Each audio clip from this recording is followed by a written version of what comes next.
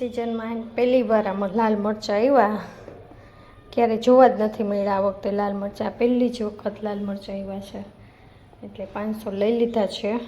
કેમ કે આ બાજુ ઓછા મળે છે લાલ મરચાં, એટલે ક્યારેક બજારમાં આવે તો એકબીજા કોન્ટેક કરીને એકબીજાને મેસેજ મોકલીએ એટલે ખબર પડે કે હવે લાલ મરચાં આવ્યા છે.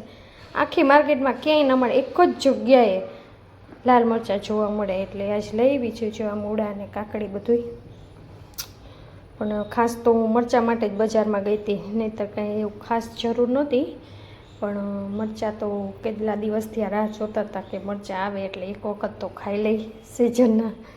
કેમ કે આ બાજુ ઓછું વાવેતર હોય એટલે બહુ મરચાં ને એવું બધું લઈ આવે નહીં, અને વેચાતાય ના હોય.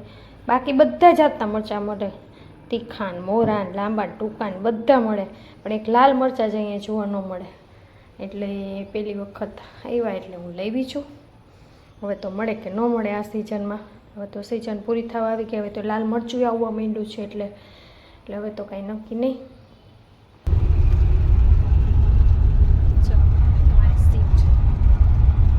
કેશવ બસ છે, બસ સરસ છે. બેસી ગઈ છું, ઉપરનો સોફો છે મારો, એટલે લાઇટ અને બધું બહુ સરસ છે. જે પડદા ને બધું ડાયરેક્ટ ધ્રોલ ઉતરીશ અને ત્યાંથી વાદળ પર જવાનું છે. કેટલા વાગે પહોંચાડે અને તાત્કાલિક હું કેમ જવાની છું એ તમે વિડીયોમાં જોતા રહેજો, અને તમને બતાવીશ કે તારે તાત્કાલિક કેમ જવાનું થયું છે. અત્યારે તો તમને નહીં કહું, ત્યાં જઈને જ તમને કહીશ કે કેમ જવાનું થયું છે. અને હવે થોડાક દિવસ ત્યાં રોકાવાની છું, એટલે થોડાક દિવસ ત્યાંના વિડીયો આવશે, બતાવીશ તમને. અમારું ઘર, અમારી વાડી, ત્યાંના વિડીયો થોડાક દિવસ જોવાના છે. થોડાક દિવસ રોકાઈ આવી, કદાચ તો હોળી પણ ત્યાં જ કરવાની છે, એટલે હોળી ધૂળેટીના પણ ત્યાં જ રોકાવાની છું. આનંદ આવી ગયો સ્કૂલેથી.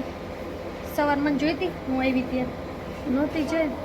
સવારે હું 5:15 અહીં પહોંચી ગઈ હતી ને, તો હજી હૂતો તો નંદ. પછી હું હોઈ ગઈ ત્યાં એ વયો ગયો સ્કૂલે. હવે જો અત્યારે સ્કૂલેથી આવ્યો. સર કેટલા વાગે ગયો સ્કૂલે? 7 વાગે. 7 વાગે સ્કૂલ ચાલુ થઈ ગઈ? તો આજ નાસ્તો શું લઈ ગઈ હતી? તો બિસ્કીટ અને આલુ સેવ ને એવું કોરો નાસ્તો ચાલે? ચકોરી નહીં, કચોરી. શું કે શું લઈ ગયો તો? ના કેતો ચકોરી. ચકોરી ખાધી તમે કોઈએ?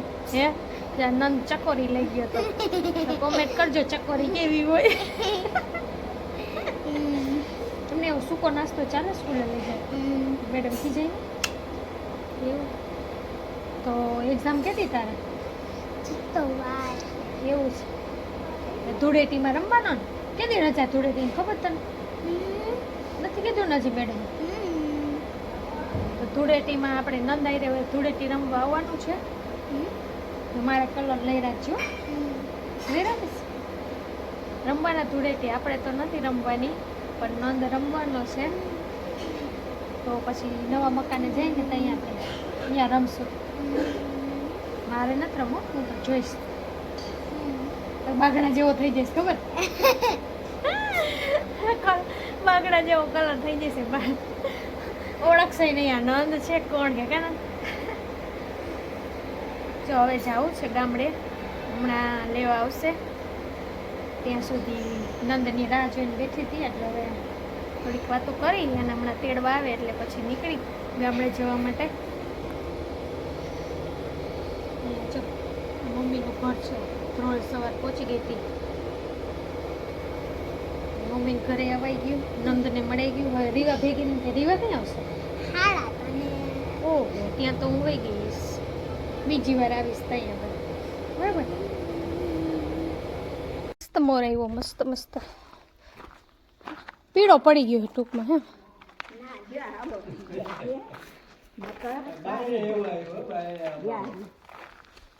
હે એક જ એક જ એટલે આવો રોગ આવ્યો આ કેરી બંધાની જો હા નહીં નાનકડી એવી હા હા ઈ. અત્યારથી કેરી આવે તો ખાવી કે દે ને વાડી વાર રે જો આવો રોગ જ ન આવ્યો આવી દારૂ થઈ જાય નકા આવી ન થાય આવી હોય ત્યાં જ કેરી આવડી તો આનું શું કરવાનું હવે હે શું કરવાનું હવે દવા તો પપ્પા ત્યાં ન હોય સારીઓ છે હા એટલે એટલે એવું થાય અદાને થઈ ગયું આટલી કેરી દે તો દારૂ બાંધી એમ નહીં આટલી કેરી રે તો આ ઝાડવું રે કોઈ દી ઝાડુ તો રીએ આ હે ને પોર કરશન અદાને હતી તો આમ ભરાવી દીધી સમજે સાંભળી પણ આ ઓલું કમર લેતા હોય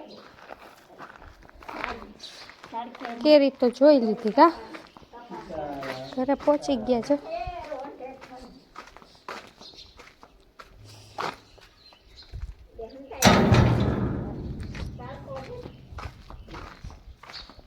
આમાં હું ઢાંક્યું હે એ રે આમાં હું ઢાંક્યું આ ભાઈ શું કરું આટલી બધી તપેલું કરું ને ઠીક રૂ હે હા મેં કીધું આટલું બધું શું છે હીરા કરે બધી આ લઈ જાય કોકો દામ કાકાની લેવાનો જાય આવે તો આ બિઝનેસ કરવાનો હે વાટું બનાવવાનું આવું જ કરવાનું હોય. આવું જ કરવાનું અહીંયા પંખા ચડે કા અહીંયા બેહી શું હતો ને ગરમી શેરડી ખાવાની હે અમારે ચલો શેરડી ખાઈ લઈએ હવે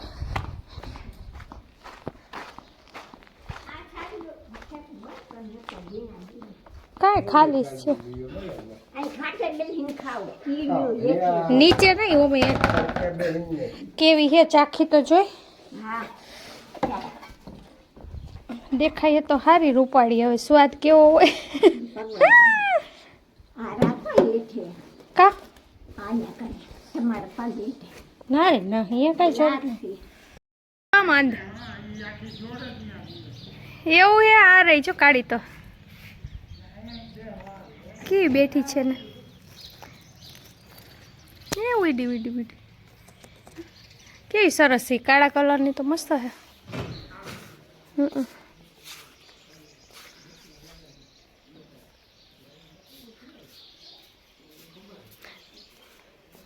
ગુલાબાઈ હારા આવ્યા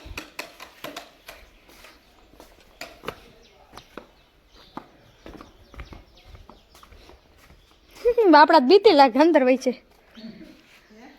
એ બીતી લાગે અંદર વહી જાય બિચારી છુપાઈ જાય છે છુપાઈ જાય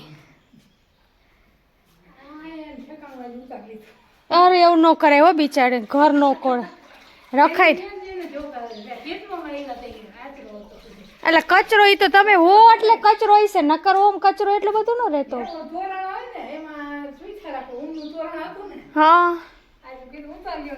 ઠીક એટલે આમાં આવતી રહી છે દાબેલી બનાવી છે જો બાપુ કરે છે મસાલો મમ્મીએ મસાલો બનાવ્યો હું જોતી હતી ઉભા પર અમારા માસીજી છે એના ઘરે છે ત્યાં જમવા આવ્યા છે આજે ખાવાની છે દાબેલી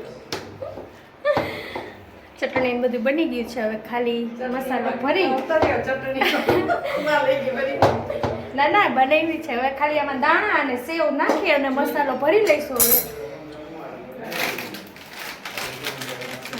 મસાલો ભરવાનું ચાલુ થઈ ગયું છે એક બાજુ શેકી જમવા બેસી જઈશું હવે